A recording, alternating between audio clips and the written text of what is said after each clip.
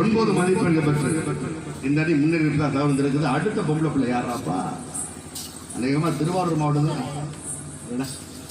பெரிய ஆட்டக்காரியா இருப்பவங்களுக்கு ஆள நடந்து வரதை பார்த்தா சரிமா பொண்ணோடு ஆடக்கூடிய அந்த ஒல்லிய ஒரு பையன் இருப்பாங்க.